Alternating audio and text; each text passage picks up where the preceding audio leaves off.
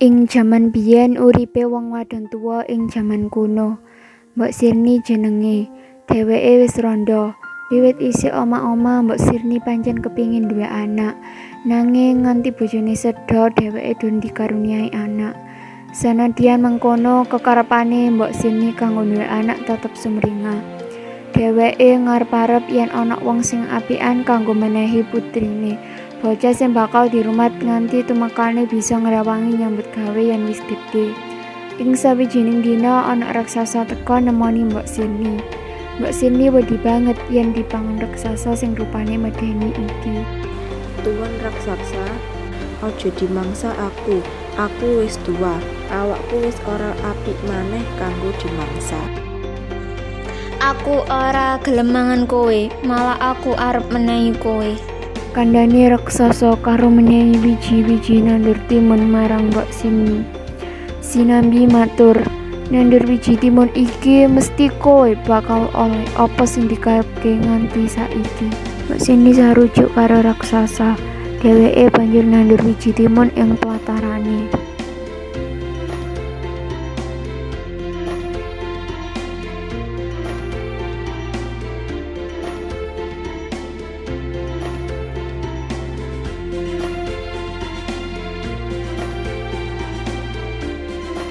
Radina maneh wiji timun mau cukul lan uga ngasilake wos sing gedhe banget. Mbok Sirni njupuk wos sing paling gedhe lan dibelah.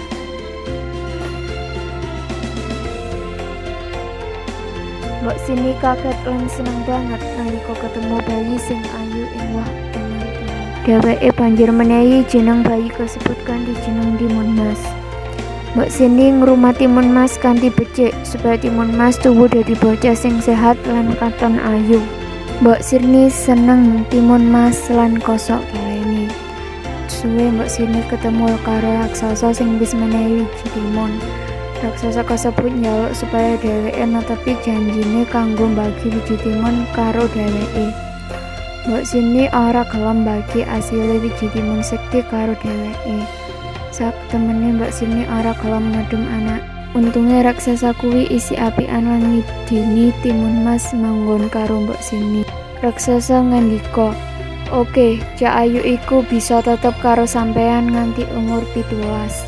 Sawise iku aku bakal teko mangan dheweke." Senajan dheweke rada seneng amarga isi ana wektu kanggo urip karo Timun Mas ing atine. Mbok Sirni kuwatir Timun Mas mau tuwuh dadi prawan.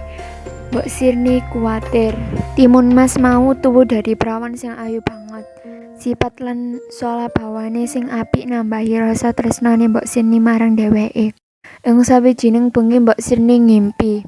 Ing pangimpine dheweke kudu ketemu karo Pertapa sing gagah perkasa sing ana ing Gunung Gundul yen kepingin anake bisa urip.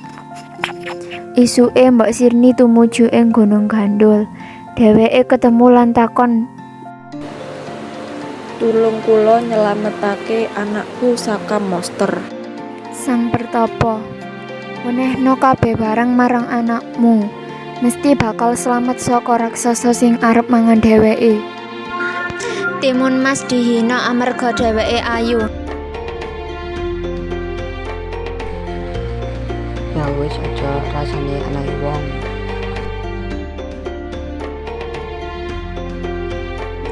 Iki nduk tak wenehi. Timun Mas wis ngentasake kabeh kekuatane supaya bisa mlayu kanthi cepet.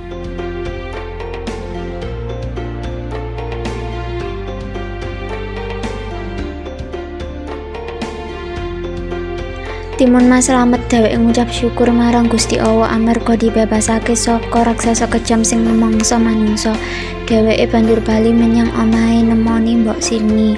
Betapa bungahe Mbok Sirni weruh anake wis mulih kanthi slamet. Mbok Sirni bisa urip ayem tentrem karo Timun Mas tanpa kuwatir yen Timun Mas kudu dipasrahke marang raksasa. Semono uga Timun Mas. Dheweke urip tenang karo wong wadon tua sing dianggep ibu kandunge dhewe.